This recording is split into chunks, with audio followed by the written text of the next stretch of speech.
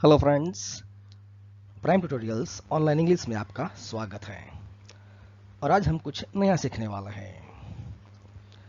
यहाँ एक पोएम की लाइन लिखी हुई है, where the mind is led forward by thee into ever widening thought and action. ये जो पोएम है, ये हमारे जनगण मन के रचयिता जो है टैगोर साहब, श्री रविंद्रनाथ टैगोर, उनका लिखा हुआ ये पोएम है।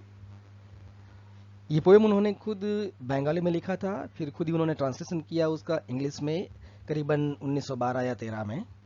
और वो गीतांजलि नाम की उनकी जो कलेक्शन है पोएम की, उसमें ये शामिल है, जिसके बारे में उनको नोबेल प्राइज़ भी मिला था। उस पोएम का हेडिंग है where the mind is without fear. लेकिन ये जो लाइन है, where the mind is led forward by thee, उसमें ये शब्द आता है दी, THEE। तो ये हमारी मॉडर्न इंग्लिश में ये वर्ड हम यूज़ नहीं करते हैं। ये पोएम लिखा गया था 1910-12 में, लेकिन ये वर्ड बहुत पुराना है। हमारे मॉडर्न इंग्लिश में हम ये दी यूज़ नहीं करते। ये 400-500 साल पुरानी इंग्लिश के अंदर यूज़ होने वाला ये शब्द है। तो आइए हम उसके बारे में देखते हैं। वो क्या है वर्ड? तो ग्रामर की लैंग्वेज में वो सेकंड पर्सन सिंगुलर प्रोनाउन है, जो हम आज यू बोलते हैं। सेकंड पर्सन सिंगुलर, यू मतलब सामने सुनने वाला जो है एक है, मतलब सिंगुलर, उसको हम यू बोलते हैं। यू मतलब आप, तुम। और उसके साथ यूज होने वाले वर्ब्स, उसके बारे में हम सीखेंगे।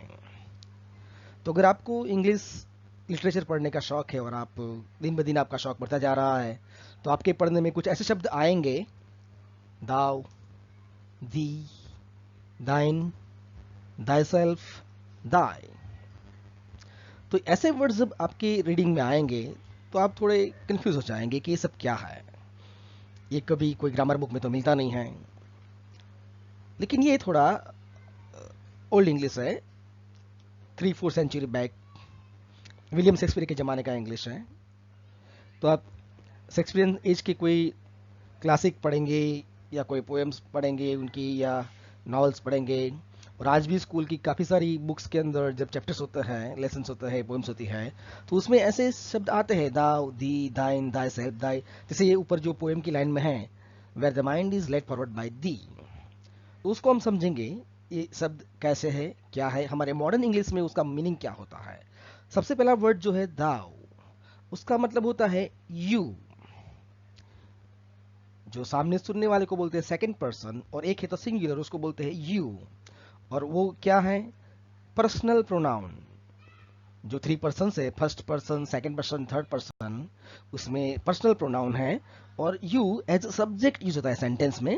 सब्जेक्ट जो होता है वो सेंटेंस शुरू करता है।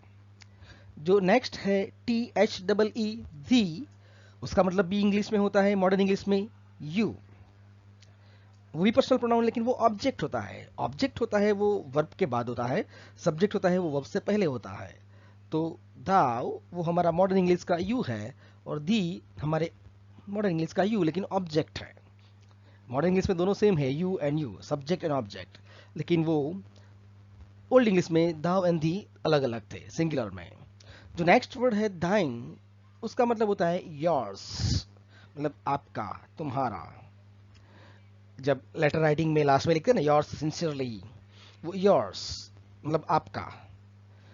वो होता है पजेसिव प्रोनाउन, वो पजेशन दिखाता है कि चीज किसकी है। योर्स सिंसियरली मतलब आपका, तो दैट इज पजेसिव प्रोनाउन। सो दाइन means yours. Next word is thy self, means your self. वो एक रिफ्लेक्सिव प्रोनाउन है। हम बोलेंगे माई सेल्फ मतलब मैं खुद, योर सेल्फ मतलब आप खुद।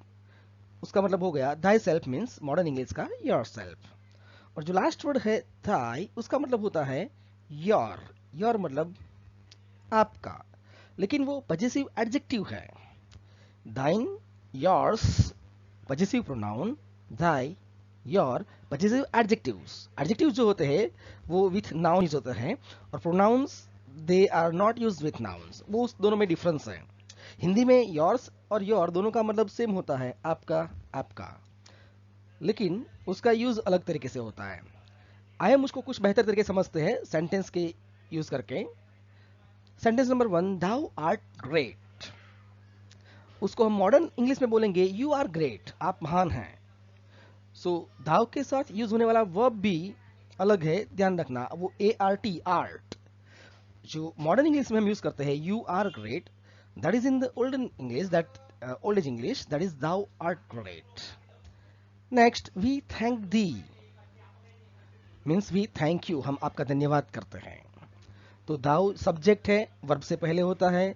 दी ऑब्जेक्ट है, वर्ब के बाद होता है। नेक्स्ट सेंटेंस, आई एम दाइन, हम आपके हैं, हम तुम्हारे हैं। आई एम दाइन मीन्स आई एम योर्स, हम आपके हैं, मैं तुम्हारा हूं। Next sentence, thou hast to prove thyself means you have to prove yourself. thou hast means you have। यहाँ जो वर्ब यूज हुआ है thou के साथ वो है HAST, वो हम मॉडर्न इंग्लिश में you के साथ यूज करते हैं you have।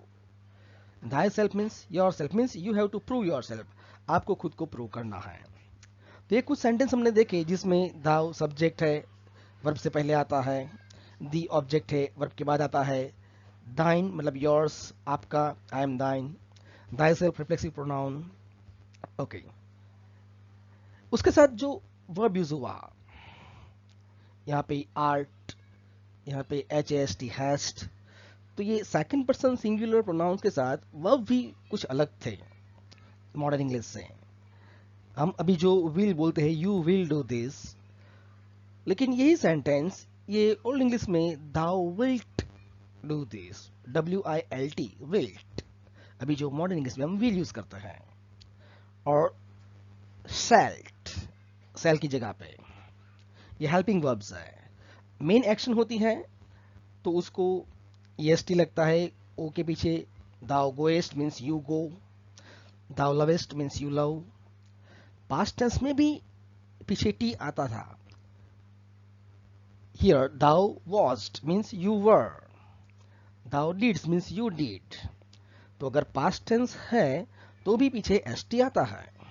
जहां ऑलरेडी एस है वहां फिर से एस नहीं लगाते, और लास्ट में जब ओ है तो EST लगाते हैं। गोएस्ट में ओ है तो EST लगा, और लव में सिर्फ ST लगा।